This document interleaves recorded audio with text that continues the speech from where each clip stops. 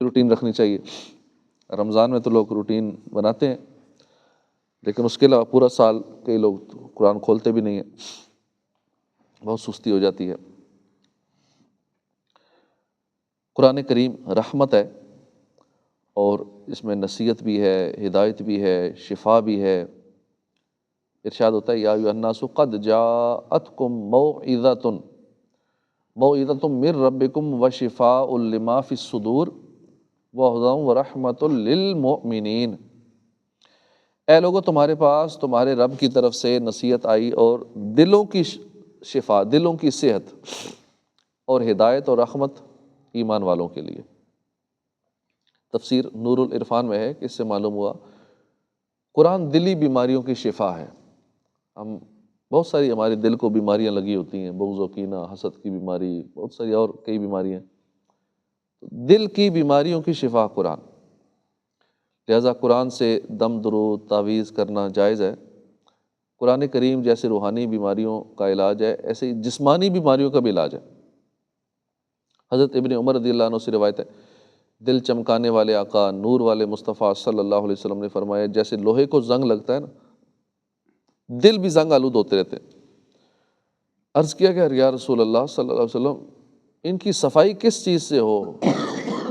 فرمایا موت کو زیادہ یاد کرنے سے اور قرآن پڑھنے سے دلوں کی صفائی ہوتی ہے۔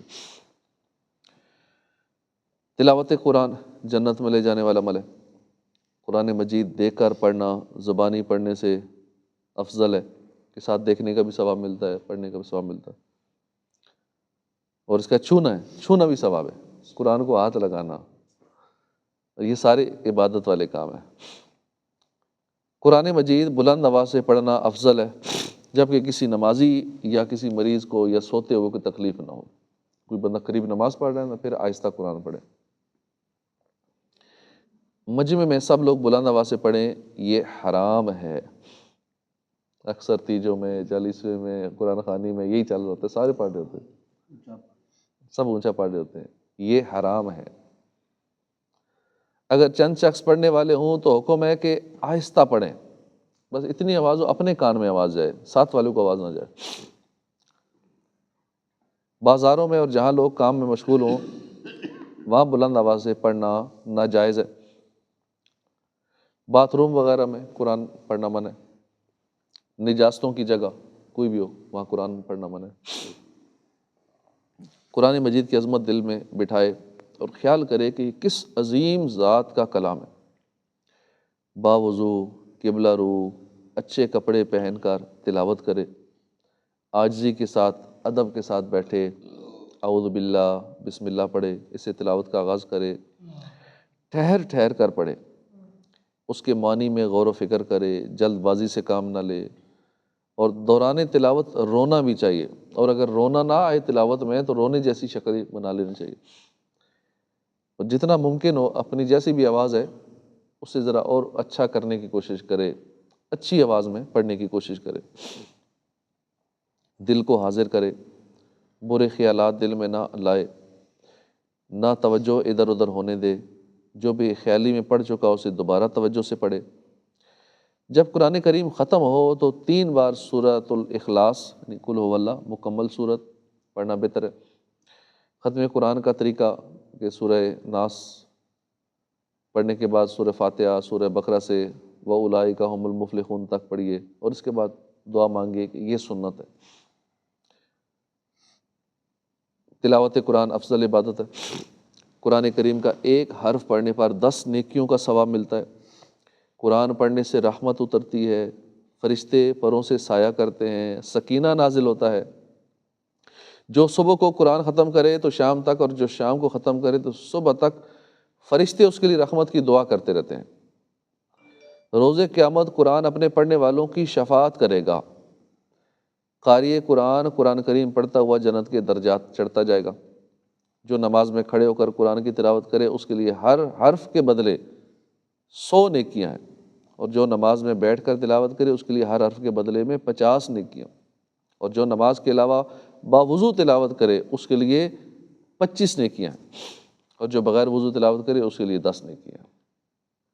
یہ جو ہم سنتے ہیں نا کہ ایک حرف پہ 10 نیکیاں ملتی ہیں، یہ اس کے لیے ہیں جو بغیر وضو کے پڑھے، جو باوضو پڑھے، پھر نماز میں پڑھے، کھڑے ہو کر نماز میں پڑھے، تو اس کے لیے تو 100 نیکیاں ہیں نماز کے اندر، ویسے ہیں 10 نیکیاں بے وضو کے، اور نماز کے اندر چونکہ نماز میں وضو ویسے ہی ہوگا، نماز کے اندر کھڑے ہو کر پڑھے تو پھر 100 نیکیاں ہیں ایک حرف کے بدلے میں۔ ہاں نماز میں بیٹھ کر پڑھیں گے تو پھر 50 نیکیاں ہیں، اور اس کے علاوہ نماز کے علاوہ اگر تلاوت کریں گے نا اس کے لیے 25 ہیں باوضو، بے وضو کریں گے تو 10 ہیں۔ یہ 10 والا حساب کتاب منیمم ہے، کم سے کم ہے۔ اللہ کی کتنی رحمت ہے، کیسی نیکیوں کے آسان ذرائع ہیں کہ تھوڑا سا عمل کرتے اتنی نیکیاں ملتی ہیں۔ قاری قرآن اسلام کے جھنڈے کو تھامنے والا ہے۔ قاری قرآن اللہ پاک کا خاص بندہ ہے۔ قرآن پڑھنے والا عذاب الہی سے محفوظ رہتا ہے، قرآن پڑھنے والا اس کی برکت سے ترقی کرتا ہے، بڑے درجات حاصل کر لیتا ہے، اور قرآن سے منہ پھیرنے والے کے لیے تنگ زندگی ہے اور اسے بروز قیامت اندھا اٹھایا جائے گا۔ قرآن کریم میں ہے وَمَنْ أَعْرَضَ عَنْ ذِكْرِي فَإِنَّ لَهُ مَعِيشَةً ضَنْكًا وَنَحْشُرُهُ يَوْمَ الْقِيَامَةِ أَعْمَىٰ، جس نے میری یاد سے منہ پھیرا تو بے شک اس کے لیے تنگ زندگانی ہے، ہم اسے قیامت کے دن اندھا اٹھائیں گے۔ اس آیت کی تفسیر میں ایک قول کے مطابق ذکر سے مراد قرآن کریم، جو دل قرآن سے معمور نہ ہو شیطان اس کو اپنا ٹھکانہ بنا لیتا ہے۔ فرمان مصطفیٰ صلی اللہ علیہ وسلم، جس دل میں قرآن نہیں ہے ویران گھر کی مانند ہے۔ حدیث پاک میں ہے جو مسلمان تلاوت نہیں کرتا اس کی مثال کھجور جیسی ہے کہ کھانے میں میٹھی ہے مگر اس میں خوشبو نہیں ہے۔ قرآن سے دوری ایمان کمزور کرتی ہے، قرآن سے دوری تنزلی اور پستی کا سبب ہے۔ تو اللہ پاک ہمیں کثرت سے تلاوت کرنے کی توفیق عطا فرمائے، اور تلاوت کریں بھی، دوسروں کو اس کی ترغیب بھی دلائیں۔ اور جو بھی ہم نے تلاوت کے بارے میں یہ سارے فضائل سنے، درود پاک کے فضائل سنے، اب یہ کام ہوتے ہیں فارورڈ کرنے والے، یہ چیزیں ہوتی ہیں۔ کوئی بھی ویڈیو دیکھتے ہیں، کوئی ریل دیکھتے ہیں، کوئی فوراً آگے فارورڈ کر دیتے ہیں، یہ نہیں دیکھتے کہ یہ چیز ٹھیک بھی ہے یا نہیں ہے، یا اس کے ساتھ تو میوزک بھی ہے، میں آگے فارورڈ کروں گا، شیئر کروں گا، جب تک یہ وائرل ہوتی رہے گی، اگلے لوگ سنتے رہیں گے، مجھے گناہ ملتا رہے گا۔ تو وائرل کرنے والی یہ چیزیں ہوتی ہیں، لیکن شیطان یہاں فوراً روک دیتا ہے، ایسا کوئی دماغ کو جکڑ لیتا ہے کہ بس آگے چلو، چھوڑو، باقی چیزیں فارورڈ کر دی، لائک کر دی، شیئر کر دی، سبسکرائب کر دی، لیکن یہ اچھی باتیں یہ وائرل نہیں ہوتی، اس کو دیکھنے سننے والے بڑے کم ہوتے ہیں۔ بس 1-2 منٹ کی، بس اس سے اوپر دیکھنے کی عادت نہیں ہے لوگوں کی۔ اگر ہم 5-10 منٹ لگا کے یہ جو ویڈیو ابھی ہے یہ سن لیں گے تو، لیکن اس بات تک پہنچے گا کون؟ جو میں یہ بات چونکہ آخر میں چل رہی ہے تو اتنے تک تو پہنچتے نہیں، شروع میں ویڈیو تھوڑی سی دیکھتے، 1-2 منٹ دیکھ کے بعد آگے چلائی، کوئی اور دیکھ لے، کوئی اور دیکھ لے، یہ عادت بنی ہوئی ہے۔ تو اللہ پاک ہدایت نصیب فرمائے اور ہمیں یوں ثواب جاریہ والے کام کرنا نصیب فرمائے، اور اس ویڈیو کو شیئر بھی کریں، وائرل بھی کریں، سبسکرائب بھی کریں، فالو بھی کریں۔ یہ ثواب والی چیزوں کو فالو سبسکرائب کرنا چاہیے، نہ کہ گناہوں بھری چیزوں کو لائک کریں، شیئر کریں، سبسکرائب کریں، کیونکہ اس میں وہ کمائی کا ذریعہ تو ہے نہیں۔ لوگ کہتے ہیں وائرل کرو، ویوز دو، کمنٹس دو، کیوں دو؟ کیونکہ اس پہ اگر کمنٹس آئیں گے تو اس کو ان کو پیسہ آتا ہے۔ کوئی بھی اگر ویڈیو پہ آپ کی کمنٹس کرتا ہے، اب یہ نہیں دیکھ رہے کہ ناجائز ہے، جائز ہے، حرام ہے، حلال ہے، بغیر اس کے دیکھ کے بس آنا چاہیے بس۔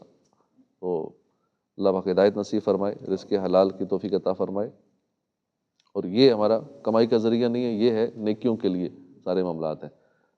نہ اس کی ہم مونیٹائزیشن کرتے ہیں، نہ اس سے ارننگ کرتے ہیں، تو صرف یہ کہ کوئی دیکھ لے، ثواب ہوگا، اس کو بھی ثواب ہوگا، ہمیں ثواب ملے گا، ایک ثواب جاریہ کے لیے ہے کام۔